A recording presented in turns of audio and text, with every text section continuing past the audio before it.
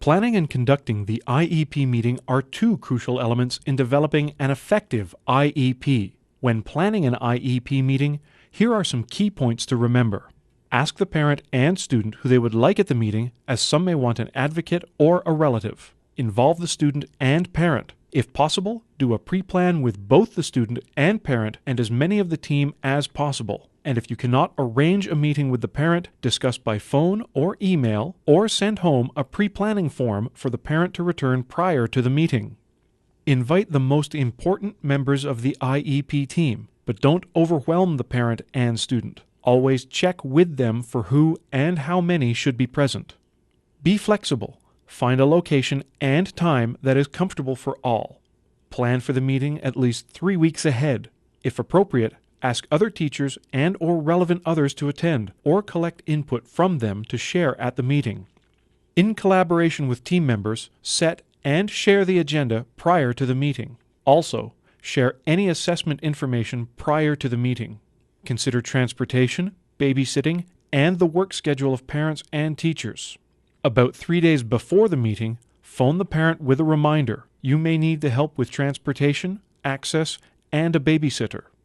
Appropriate prior planning is essential to the success of the actual IEP meeting. When all information is shared and the logistics are fully taken care of, the focus can be kept on developing an effective IEP. On the accompanying slide is a list of essential tips to remember as you conduct the IEP meeting. As you read through this list, please watch this video clip that shows our case manager starting the IEP meeting for Nikki. Well, thank you all very much for coming to the meeting today. We're here to make a plan for all of us to work together so that Nikki will have success. And this is called an individual educational plan. Nikki hasn't had one before.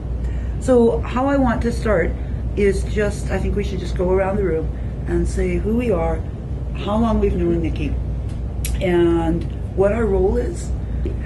I'm sorry that the PE teacher and the Planning 10 teacher can't be here today, but they sent updates which I'll share. And I'm Miss H, and I've known Nikki just since last June, when we sort of did some assessment stuff and Mrs. P started to work with you, and we met to talk about educational planning and assessment, went over all those assessment results. So just to give you a little update on what we do today, and we do have an agenda that we will try to follow, but we need somebody to volunteer to keep the time. I'll be the timekeeper. We have 1 hour, right? Right, 1 hour, yep. Okay. And somebody to take notes. I'll take notes. Oh, great. And if anybody wants to take their own notes, you've got a pencil, and the back of your package there's a piece of blank paper. And Nikki, if you need to just doodle, thank you. Yeah, just go ahead. Otherwise, washroom down there. And Nikki, if you need to take a walk, just let us know, and maybe Leanne can go with you, because sometimes it's really hard to sit for a whole hour. So, the purpose of the meeting, I talked to all of you, and we all said that our number one concern, and I put it on the whiteboard, is to make a plan for all of us to work together so that Nikki will have success. And that's not just success at school, but that's success at home, in the community. Anybody want to add anything to the purpose? No. Okay. Coffee and water are here. Sorry, I don't do tea. I'm going to send around this form and just ask people to fill it in with their current demographics while we're meeting, and then at the end we'll use that as a signature form. At the end of the meeting, provide a summary of the meeting. Determine who will be responsible for communicating and or correcting the IEP. Decide when and to whom the plan will be circulated. Set a tentative date and location for review and or for the next meeting. Decide who else needs to see the IEP. For example, other teachers, a doctor, a psychologist, etc. Ask the parents and other service providers how often they want to communicate, what the issues for communication are, and what the best form of communication is.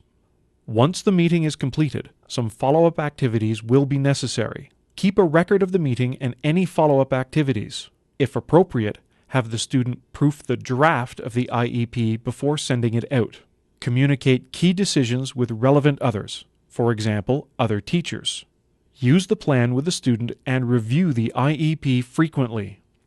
Note: if a student has multiple supports and services from the community, the IEP is part of the integrated case management and/or wraparound process. To summarize, IEP meetings that are carefully planned and conducted result in a collaborative plan that is effective and appropriate for the student, the family, and all involved school personnel.